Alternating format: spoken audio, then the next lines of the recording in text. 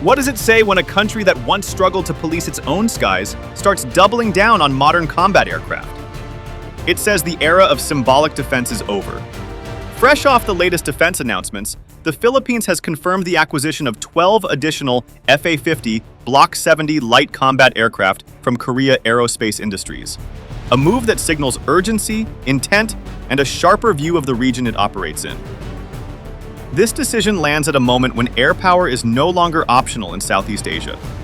From persistent tensions in the South China Sea to the growing role of air patrols, ISR missions, and rapid response capabilities, control of airspace has become inseparable from sovereignty.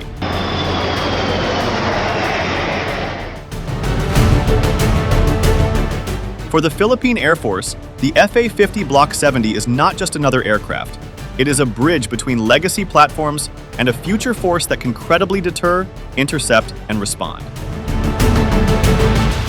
Defense Secretary Gilberto Teodoro framed the acquisition in unmistakably strategic terms, calling it a major leap in the Philippines' ability to defend its airspace and uphold its sovereignty. That language matters.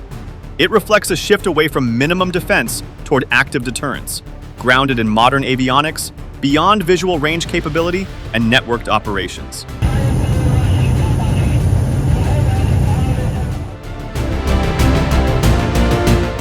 This deal builds directly on the Philippines' existing FA-50 fleet, accelerating force readiness rather than starting from scratch. With deliveries expected over the next 2 to 3 years, the PAF gains something rare in defense procurement: speed. In comparison, many regional air forces wait a decade or more for next-generation fighters to arrive. The FA-50 Block 70 gives Manila near-term capability now, while keeping doors open for more advanced platforms later. In simple terms, this is not about matching major powers jet for jet. It is about ensuring that Philippine airspace is no longer assumed to be uncontested. And in today's Indo-Pacific security environment, that alone is a strategic upgrade.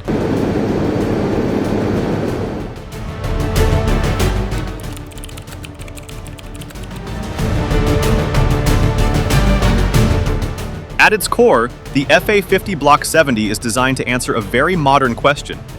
How do you field credible air combat power without the cost and complexity of heavyweight fighters? The answer lies in balance, speed, agility, and systems integration, packaged into a platform that can do more than one job every single day.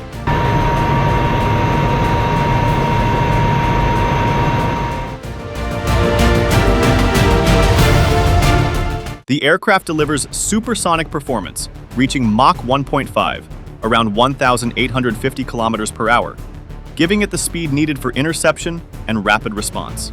That matters in an archipelagic country like the Philippines, where airspace coverage is measured in minutes, not hours. Speed buys decision time, and decision time buys deterrence. Where the Block 70 truly steps ahead of earlier variants is in its avionics and mission systems. The aircraft integrates a modern radar suite, electronic warfare systems, and targeting pods that allow pilots to switch seamlessly between air-to-air combat, air-to-ground strike, and reconnaissance missions.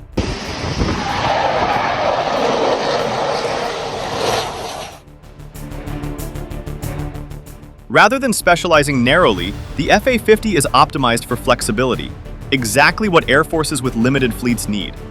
Weapons integration reinforces that versatility. The FA-50 Block 70 can carry a mix of guided air-to-air missiles, precision-guided bombs, unguided munitions, and internal cannon armament. This allows it to perform everything from air policing and close air support to limited strike missions. Importantly, upgraded weapons compatibility means the platform can evolve over time, rather than becoming obsolete as new munitions enter service. Compared to earlier FA-50 versions, the Block 70 introduces clear survivability and combat effectiveness gains. Improved countermeasures enhance resistance to radar and missile threats, while advanced radar and sensor fusion give pilots a clearer, faster picture of the battle space. Instead of juggling disconnected inputs, pilots operate within a more integrated decision environment, critical in high-tempo scenarios. This is not a theoretical capability. In South Korea, the FA-50 has proven itself across training, air defense, and operational roles, serving as both a lead-in fighter trainer and a combat-ready platform.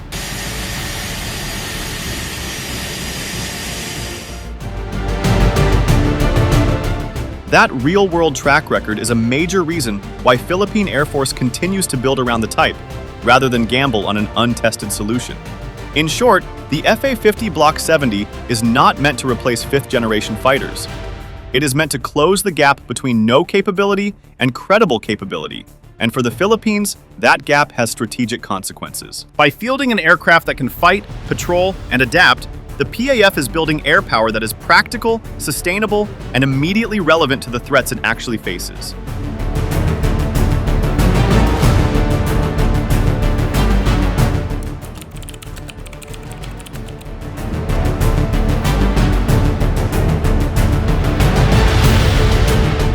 The decision to acquire additional FA-50 Block 70 fighters is not about prestige or keeping up appearances.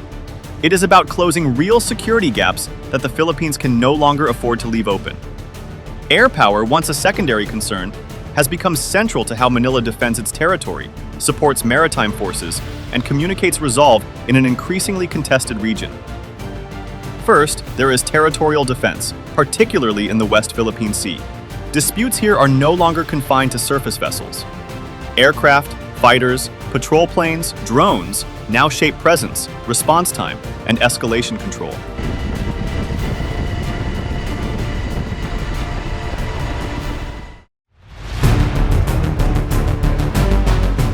By expanding its FA-50 fleet, the Philippine Air Force strengthens its ability to conduct air policing, intercept unidentified aircraft, and maintain continuous coverage over sensitive areas. Simply put, contested airspace demands aircraft that can show up fast and stay relevant. Second, maritime security. The Philippines is an archipelago, and any serious maritime posture requires air support. FA-50s provide rapid response cover for naval and coast guard operations, whether shadowing foreign vessels, responding to coercive activity, or supporting counter-piracy and search and rescue missions. In scenarios where minutes matter, fighters based on land offer reach and speed that surface assets alone cannot match. Third, regional deterrence and signaling. In Southeast Asia, deterrence is less about overwhelming force and more about credible presence. Fielding a total of 24 FA-50s, double the original fleet, gives the PAF operational depth. Rotation for maintenance, sustained patrols, training pipelines, and surge capacity during crises. That matters to potential adversaries assessing whether Philippine airspace is contested or permissive. It also matters to partners who see a country investing seriously in its own defense rather than outsourcing security entirely. From a force planning perspective, analysts note that this expansion delivers flexibility. The FA-50s can be split across bases, assigned to different mission sets, and kept mission-ready without exhausting the fleet. At the same time, they represent a decisive step away from legacy platforms that could no longer meet modern threat environments. This is modernization with purpose, not replacing old aircraft for appearances, but building a fighter force that can actually operate under pressure. The message is clear. The Philippines is not trying to dominate the skies of Southeast Asia. It is ensuring that its own skies are no longer taken for granted.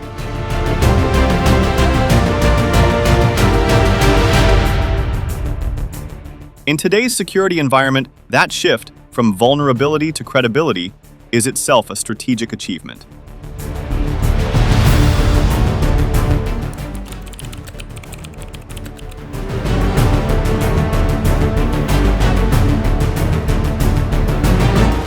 The Philippines did not choose Korea Aerospace Industries by accident. KAI has spent the last decade positioning itself as the go-to supplier for air forces that need credible combat capability without the political, financial, and logistical burden of heavyweight fighters. For the Philippine Air Force, the FA-50 is already a known quantity, and that familiarity is strategic. The biggest advantage is interoperability. The new FA-50 Block 70s integrate seamlessly with the PAF's existing FA-50 fleet, eliminating the inefficiencies that come with mixed platforms. Pilots transition faster, maintenance crews work within familiar systems, and logistics chains remain unified. In Airpower, continuity is force multiplication. Training and sustainment are equally decisive. KAI's package goes beyond aircraft delivery, offering comprehensive pilot conversion, simulator training, and technician certification programs. This shortens the time between delivery and operational readiness, Critical in a security environment that is evolving faster than procurement cycles. As defense aviation analyst Julian Thompson put it, KAI's FA-50 platform has proven itself as a cost-effective, multi-role solution for countries modernizing their air forces. Finally, there is the future-facing dimension. KAI has consistently kept the FA-50 upgradable. Avionics, weapons, sensors, and electronic warfare suites can evolve without forcing air forces into entirely new fleets. That opens the door to joint exercises, deeper technology cooperation, and local maintenance partnerships down the line. In short, KAI offers a relationship, not a one-off sale.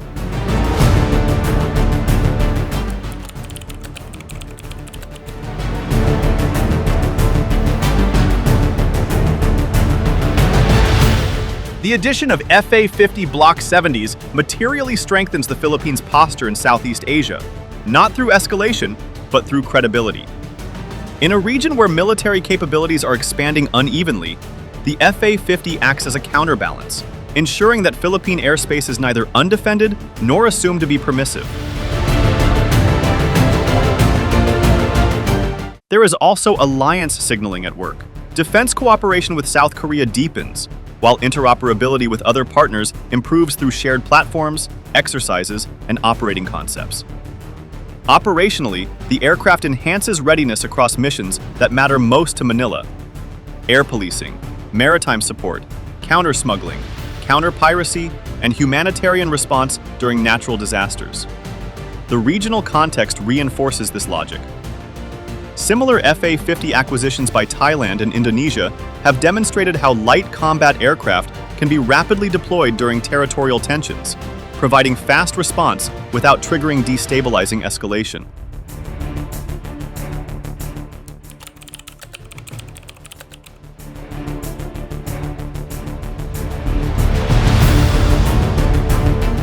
While official figures remain undisclosed, industry estimates place the FA-50 Block 70 at $25 to $30 million per aircraft, excluding weapons and training packages. Compared to heavier multi-role fighters, this represents a high return on investment, especially for a force prioritizing readiness over prestige. The economic upside extends beyond procurement. Technical training, maintenance work, and potential offset arrangements create opportunities for local industry participation. Over time, these capabilities reduce dependence on foreign support and lower lifecycle costs. Operationally, the FA-50's lower operating and sustainment costs allow the PAF to fly more hours, train more pilots, and keep more aircraft mission ready, often the decisive factor in real-world deterrence.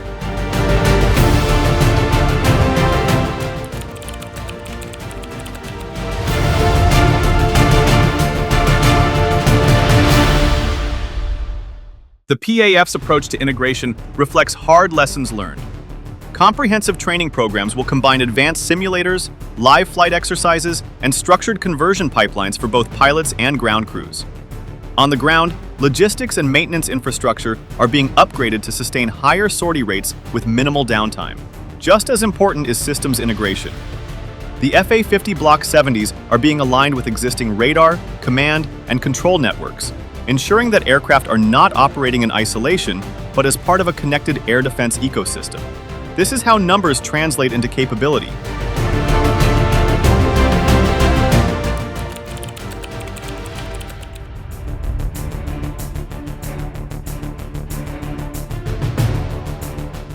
The acquisition of 12 FA-50 Block 70s fits cleanly into the Philippines' long-term defense modernization trajectory.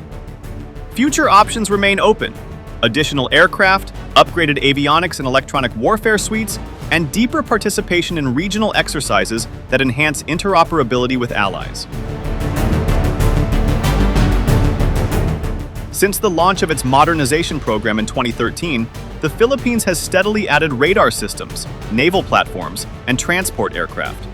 The FA-50 now forms the backbone of that aerial transformation, a platform that can grow as threats evolve.